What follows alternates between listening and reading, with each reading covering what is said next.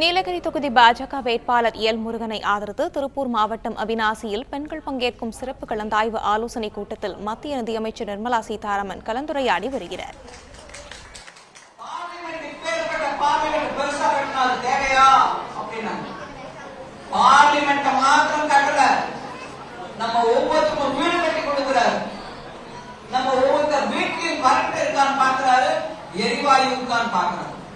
நம்ம ஒவ்வொருத்தர் வீட்டிலையும் குழாயில தண்ணி வருதான்னு பார்க்கணும். அதனால சின்ன மக்கள் அப்படின்னு யாரும் இல்ல, பெரிய மக்கள் அப்படின்னு யாரும் இல்ல. பார்லிமெண்ட் நல்லா இருக்கணும். ஒரு சாமானியப்பட்ட குடும்பத்தை சேர்ந்த பின்தக்கப்பட்ட ஒரு குடும்பத்துல இருக்கக்கூடிய பெண்ணும் நல்லபடியா மானமா கௌரவமா வாழணும் அப்படிங்கிறதுக்கு செயல்படக்கூடியவர் பிரதமர். இங்க இருக்கக்கூடிய தொகுதியில் இருக்கக்கூடிய நிறைய விஷயங்கள் நான் எடுத்து பேசணும்னு நினைச்சேன். அந்த படுகர்கள் நீலகிரி மாவட்டத்தில் எத்தனையோ பேர் இருப்பாங்க.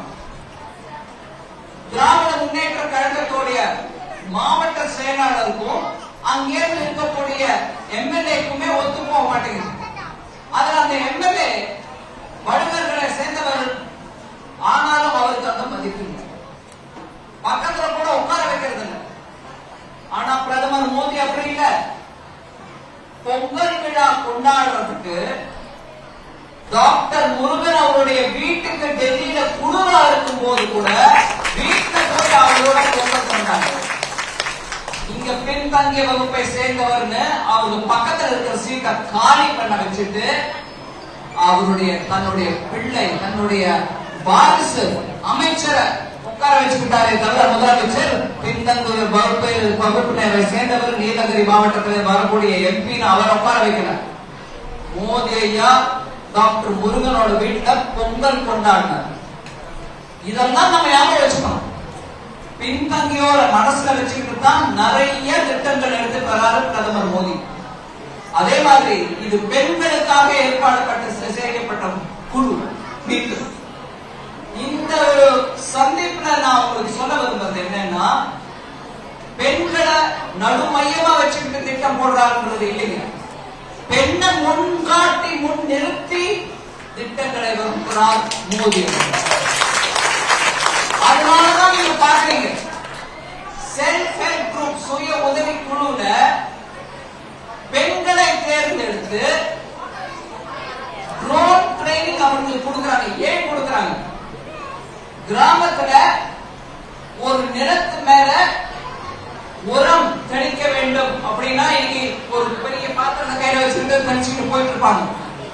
இப்போ அந்த மருந்தை, நம்ம பூச்சி மருந்தை நம்ம கையால கூட தொட தேவையில்லாம ட்ரோன் மூலமாக பயிர் மேல நம்ம அப்படியே தெளிக்க முடியும்.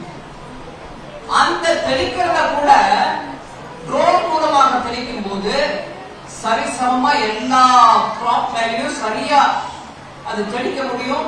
அனாவசியமா அது நிலத்துல போய் ஒரு விஷவாயு மாதிரி கலக்காது. இன்னைக்கு அது ஆதாரம், சயின்ஸ் மூலமாக ஆதாரபூர்வமாக சொல்லப்பட்டிருக்கு. அந்த செயல்ல கிராமத்துல பெண்களை கூட்டிடுவாங்க, சுய உதவி குழுவில் இருக்கக்கூடிய பெண்களை கூட்டிப்பாங்க. அவங்களுக்கு நான் பயிற்சி கொடுக்கிறேன். அந்த பயிற்சி கொடுக்க வேண்டிய நேரத்தில் அவங்களுக்கு கை செலவுக்கு பணமும் கொடுக்கிறேன். அதை தவிர கிராமத்துல அந்த ட்ரோனை வாங்கி கொடுக்கறதுக்கு பேங்க் மூலமா பணமும் கொடுக்கிறேன். ட்ரோன் கிராமத்துக்கு வந்துடும். பெண்கள் நீங்களே கையில, உங்க பிள்ளைங்க பார்த்துருப்பீங்க, கம்ப்யூட்டர் வச்சுட்டு தட்டுற மாதிரி நீங்களும் கையால தட்டினா அது பறக்கும்.